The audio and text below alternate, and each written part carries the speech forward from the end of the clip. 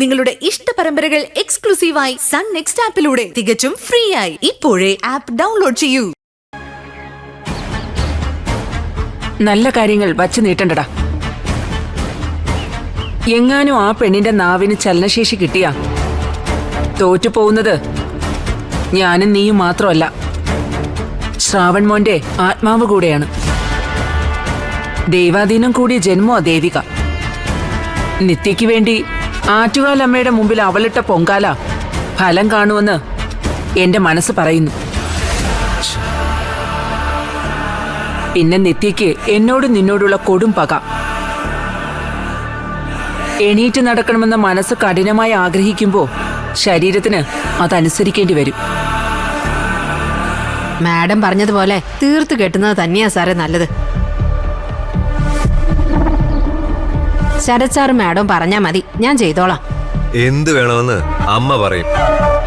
തൽക്കാലം കമരി ചെല്ല്. ആ പിന്നെ അമ്മ എവിടെ പോയാലും നിഴല് പോലെ നിന്റെ സാന്നിധ്യം ഉണ്ടാവണം. ഫ്ലാറ്റിലും നീ വേണം എല്ലാ കാര്യത്തിലും അമ്മയ്ക്ക് സഹായത്തിന്. ശരി സാർ. അമ്മ, ഞാൻ ഫ്ലാറ്റിന്റെ പരിസരത്തുണ്ടാവും. നിനക്ക് കാശ് വല്ലതും വേണോ? വേണ്ട. ചെല്ല്.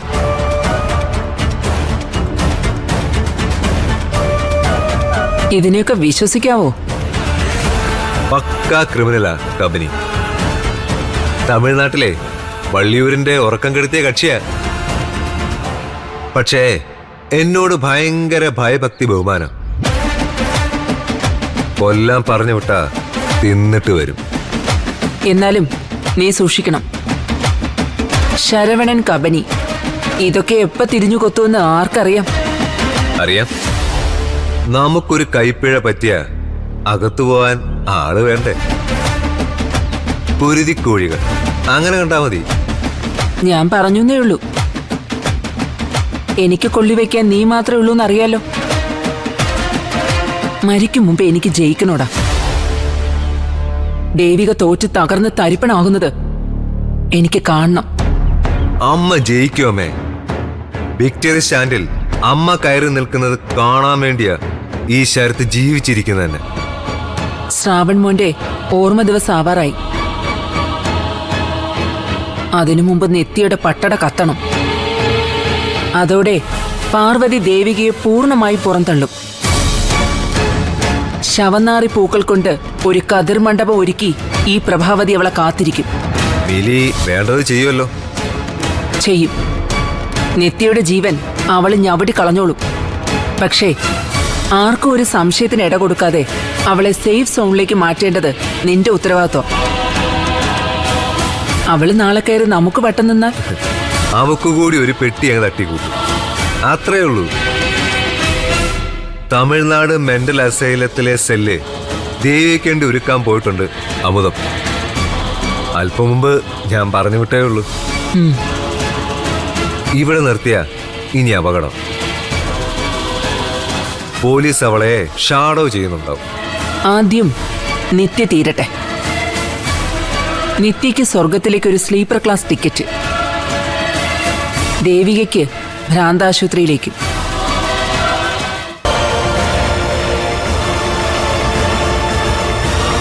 നിത്യയെ കാണാൻ ഞാൻ അടുത്ത ദിവസം വരുന്നുണ്ട്. പ്രാണനെടുക്കാൻ പോകുന്ന കാര്യം അവളുടെ കാതിലൊന്ന് പറയണ്ടേ? പിന്നെ തുളസി ഇലയിൽ ഒരു തുള്ളി വെള്ളം നാവിലിറ്റിക്കുകയും വേണം. ചെറിയ കുട്ടിയാ, പാവം.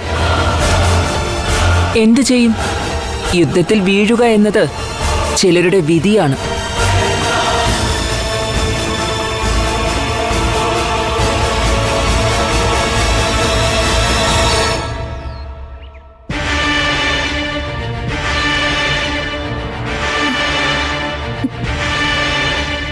എന്നതാ വക്കീലെ, എന്റെ കൊച്ചിനൊരു മനംമാറ്റ പോലെ?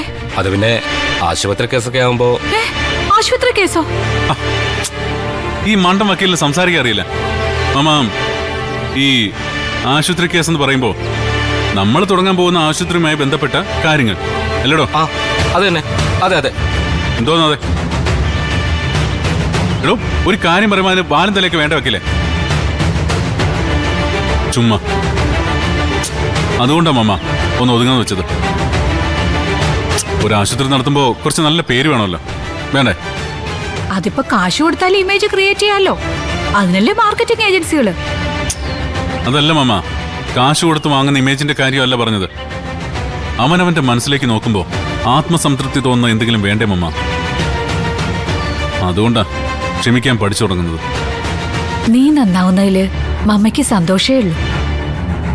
പക്ഷേ സന്യാസിയുടെ ഉപദേശം കേട്ട പാമ്പിനെ പോലെ മാളത്തിലേക്ക് പതുങ്ങിയ കല്ലേറ് മാത്രമാവും മിച്ചം. ആരോട് ക്ഷമിച്ചാലും ജയശങ്കർ എന്ന ശത്രുവിനോട് നീ ക്ഷമിക്കരുത്. ചിലപ്പോഴൊക്കെ അയാൾ തോറ്റുപോകുന്നതിൽ ഉള്ളിന്റെ ഉള്ളിൽ എനിക്കറിയാത്തൊരു നീറ്റലുണ്ടാവാറുണ്ട്. അതെന്റെ മനസ്സിന്റെ അടിത്തട്ടിൽ ഇപ്പോഴും അവശേഷിക്കുന്ന ഒരല്പ സ്നേഹമാവാം, കൂടപ്പറപ്പിനോടുള്ള കരുതലാവാം.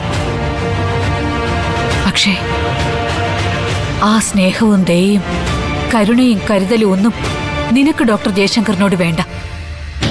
നിന്റെ കോടതി എന്റെ ഡെന്നിച്ചായന്റെ ആത്മാവാ. മരുന്ന് കിട്ടാതെ മരിക്കുന്നവന്റെ വേദന അയാളും അറിയണം. ആ വേദന ആരും അറിയാതിരിക്കാനല്ലേ മമ്മ നമ്മള് ആശുപത്രി തുടങ്ങുന്നത്. ശ്രുതിമോളെ ഒന്ന് കാണണം, നിരഞ്ജൻ സമ്മതിച്ചാൽ. ആ, ശ്രുതിമോളെ കാണുന്നതിന് നിനക്കെന്തിനാ നിരഞ്ജന്റെ സമ്മതം? നിന്റെ കുഞ്ഞല്ലേ? നിരഞ്ജന്റെയും അക്ഷരയുടെയും കുഞ്ഞ്. വിശാലിനേക്കാൾ അന്തസ്സുള്ളപ്പൻ നിരഞ്ജൻ തന്നെയാ. അതാണ് സത്യം അമ്മ. എന്നാലും എനിക്ക് ശ്രുതിമോളെ ഒന്ന് കാണണം. അവളുടെ വളർച്ച അടുത്തുനിന്ന് കാണാൻ പറ്റുന്നില്ലെങ്കിലും അകന്നു നിന്ന് കാണാമല്ലോ. എന്താടാ മക്കളെ നിനക്ക് പറ്റിയത്? അമ്മയ്ക്ക് സങ്കടം തോന്നടാ. എന്തിനും അമ്മ, കൂട്ടം തെറ്റിപ്പോയ കുഞ്ഞാട് തിരിച്ചു വരുന്നതില് സന്തോഷിക്കല്ലേ വേണ്ടത്. ശ്രുതിമോളെ കാണാൻ നീ പോകുമ്പോ മമ്മിയും കൂടി വരട്ടെടാ.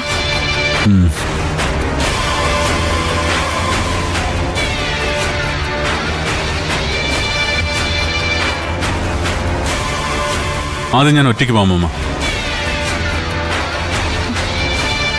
അത് കഴിഞ്ഞ് അമ്മയെ കൊണ്ടുപോവാം. മുറിവുകളൊന്നും വാടി തുടങ്ങട്ടെ മമ്മ.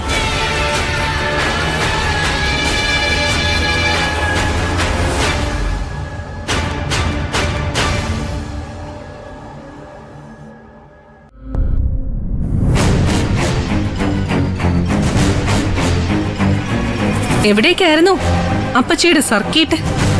നിന്നനെപ്പോലെ പോകുന്നുണ്ടല്ലോ. ഞാനേ ജംബോ സർക്കസിന് പോയതാ. നിനക്കെന്താ? ഞാൻ കരുതി രക്തരക്ഷസ് കാണാൻ പോയതായിരിക്കും. അതിവിടെ ഉണ്ടല്ലോ. എന്റെ അക്ഷര, നീ എന്തിനാ അപ്പച്ചി വന്ന് കേറിയ പാടെ മലിന് നിൽക്കുന്നത്?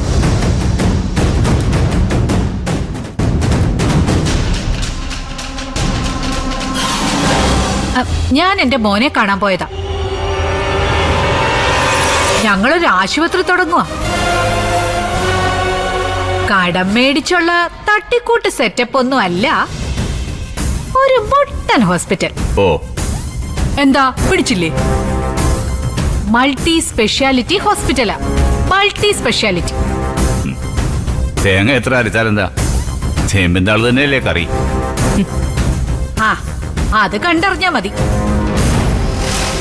ആ പിന്നെ നീരഞ്ജന് വേണമെങ്കിൽ അവിടെ ജോയിൻ ചെയ്യാം കേട്ടോ. അയ്യോ വേണ്ടായേ, ഞങ്ങൾ അല്ലാതെ പച്ചരി വാങ്ങിച്ചോളാം. ആ പിന്നെ നിരഞ്ജ, വിശാലിന് നിന്നെ കാണണമെന്ന് പറഞ്ഞത് എന്തിനാണെന്നോ? വിശാലിന് ശ്രുതിമോളെ ഒന്ന് കാണണം. എന്തിന്? അവനൊന്ന് ശ്രുതിമോളെ കാണണമെന്ന് ആഗ്രഹമുള്ളതുകൊണ്ട്. അങ്ങനെ ഇപ്പോ നിന്റെ മോനെ ആഗ്രഹിക്കേണ്ട. അത് നിരഞ്ജൻ തീരുമാനിക്കട്ടെ. നിരഞ്ജനാണല്ലോ കൊച്ചിന്റെ അച്ഛൻ. അതെ, അതിൽ എന്താ സംശയം? ചുമ്മാ തുള്ളതടി. തുള്ളുക തന്നെ ചെയ്യും. അന്ന് കാർ ഇടിപ്പിച്ച് കൊല്ലാൻ നോക്കിയതുപോലെ ശ്രുതിമോളെ അപകടപ്പെടുത്താനുള്ള പുതിയ എന്തോ കെണിയാ. അക്ഷര, ബഹളം വെക്കണ്ട. ആദ്യം വിശാൽ എന്നോട് സംസാരിക്കട്ടെ, അത് കഴിഞ്ഞ് തീരുമാനിക്കാം. ഞാൻ എതിർത്താലും നിരഞ്ജൻ വിശാലിന് ശ്രുതിമോളെ കാണാനുള്ള പെർമിഷൻ കൊടുക്കൂ.